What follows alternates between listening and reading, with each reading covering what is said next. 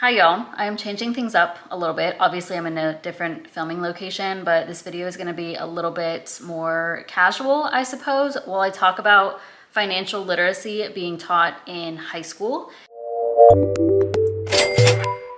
This is something that I recently saw in the news, and I also just made a post about this on my LinkedIn. I do have my laptop right here, by the way, so if I'm looking down, that's what I'm looking at. But just last week, legislators rushed to pass legislation that would make California the 26th state to require a course in personal finance as a requirement for high school graduation.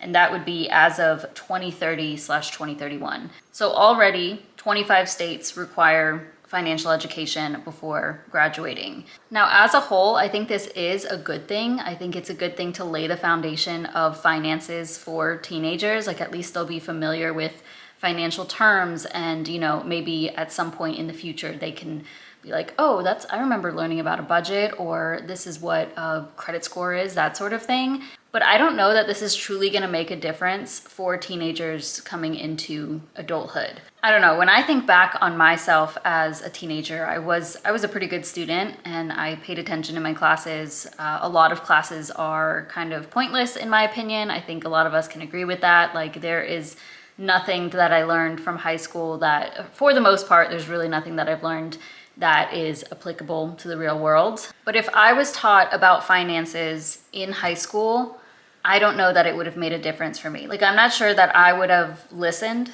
as a teenager, or at least I may not have applied what I had learned as, going into adulthood. I do remember as a senior in high school, I took an elective called Family Consumer Science. It's kind of like home ec.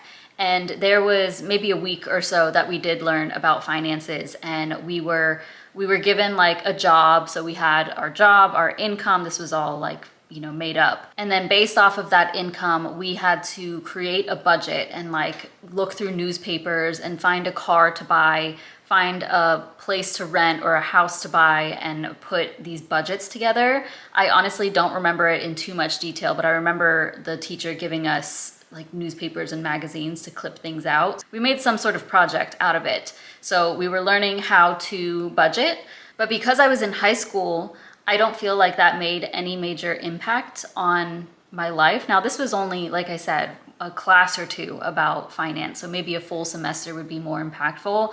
But at the time, I did have a job, but I didn't have any major responsibilities. I was still in high school. I was living with my dad, so I didn't have to pay for anything. I was paying for my own things, aside from like groceries and stuff. So if I wanted to buy something, I would use the money that I earned from my part-time job to pay for those things. But I didn't have to worry about a car payment or paying rent, paying the mortgage, paying electric, gas, all of these things. So when we were going through that exercise, I remember it kind of just being funny at the time. Like, oh, I have this much income, and how am I gonna pay for my car now? Like, how am I gonna pay for the house? Because I already have all these bills to pay for. And I just remember how the class reacted in general, but I can't look back on that and be like, wow, it made a huge difference in my life. So yeah, I think that's kind of the first problem, that teenagers can't apply this to real world situations because they are not actually living in it, and they're not going to grasp an understanding until adulthood, when they start actually experiencing these things and having to be responsible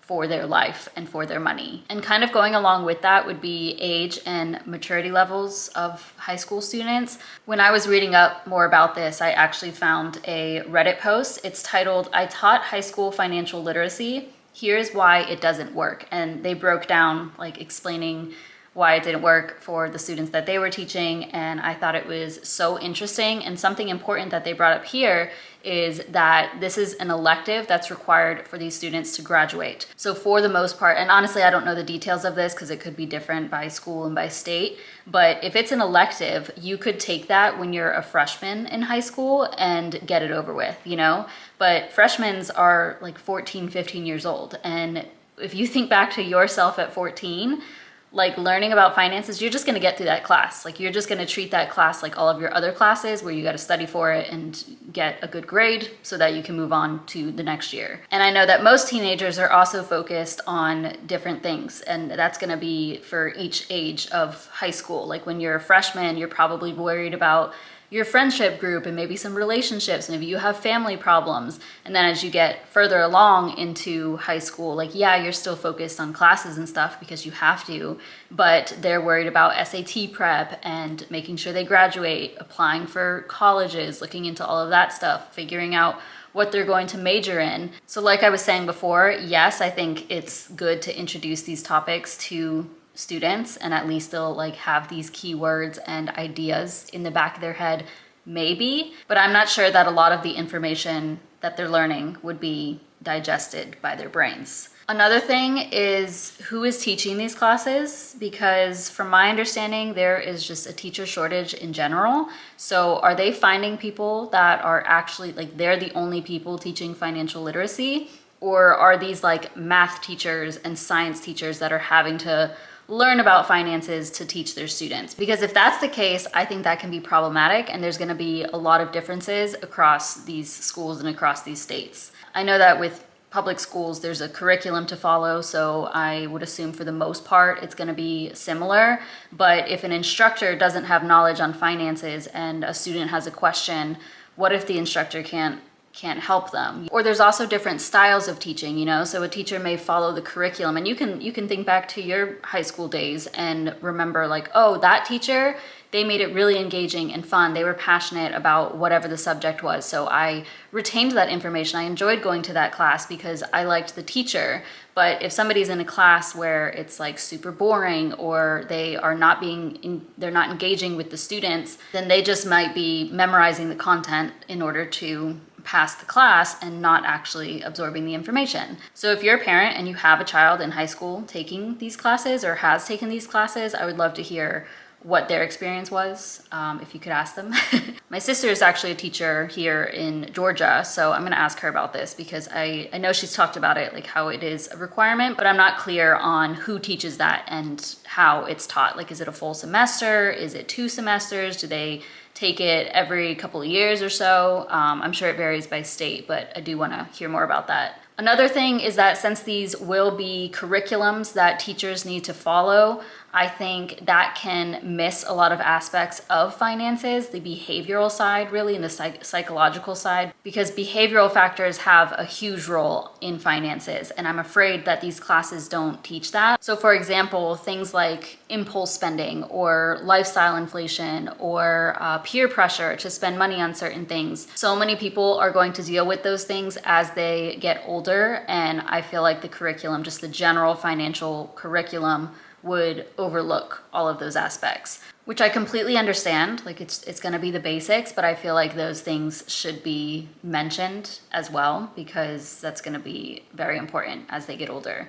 And then final thing would be parents, because that is going to be the most influence that you're going to have in your life. For most people, your parents or your guardians, if they handle their finances in a certain way, even if somebody else is teaching you this, that, and the other, you are more likely to follow what your parents are doing or what they are teaching. Some parents may not even agree with what is being taught in financial literacy classes. I don't know. I would assume that some people would say like, oh no, you shouldn't do that, or you should do that. There's probably a lot of situations where they're saying the opposite from what they're learning, because that is just life. And unfortunately, financial literacy is something that's lacked in many households, most households, I would say. So if the things that they learned about finances in school is not reinforced at home, those habits or those lessons are not gonna really stick. And their financial behaviors and how they handle money might be similar to how their parents do it. That very much depends though. I feel like it can go one way or the other. So there's some children who become very similar to their parents, develop the same habits. But on the other side of that, there's some people who see what their parents do and learn what not to do. They learn from their mistakes, which is amazing, and live an opposite lifestyle, which would be ideal. So yeah, as I said at the beginning, I think as a whole, this is a good thing, and it will help a small percentage of students who actually take these courses, the ones who really want to take it seriously and are excited about learning about finances. But personally, I don't think this is going to have as big of an impact as people are hoping for. And I often hear people say like, oh, these are the things they should have taught in high school. This is what I should have learned when I was 18, blah, blah, blah. And yeah, even I have said that myself. But realistically, when you think of your 18-year-old self, 17-year-old self, or even younger, would you have listened? Because I'm not too sure that I would have listened myself. Because for example, when I was signing up for student loans, you have to take like a student loan course, and I just clicked through that thing. Like I didn't fully grasp what I was getting myself into because it was just, I didn't have the responsibility of money, and I didn't actually respect things until I was living on my own and had debt to take care of and bills to pay for. So I think really what needs to happen is obviously more adults and parents need to be educated in finance so that they can pass it on to their children and start instilling these things at a young age and continuing that on a regular basis. So if it's, practicing by example, getting them involved with finances, your children involved with you handling finances, I think that will make a huge difference because they will learn by actually doing or seeing. Or if you could kind of simulate those real world experiences for an older teenager, like let's say somebody is 17 and they have their job and now they're making some money. If you could be like, okay, you need to set this aside and let's budget for this, this, and this, and maybe they don't actually pay for it, but if you can provide that example, I think that is where the most difference can be made. It's got to be in the home, but yeah, I know that's obviously easier said than done. But if you're a parent with a teenager in high school or a recent graduate and they took a financial literacy class or they're currently taking one, I would love to hear more. If you could ask them like what they've learned, or have they spoken about it? Have they talked to you about what they've learned, and are they excited about it? Has anything stuck? I would love to hear more on that. Also, feel free to share what you think on all of this. Those are my thoughts. This was, like I said, just kind of a casual chat about this topic because it came up on my newsfeed. So I hope you enjoyed this. Thank you so much for watching. Please give this video a thumbs up. Subscribe if you haven't already, and I will see you in my next one.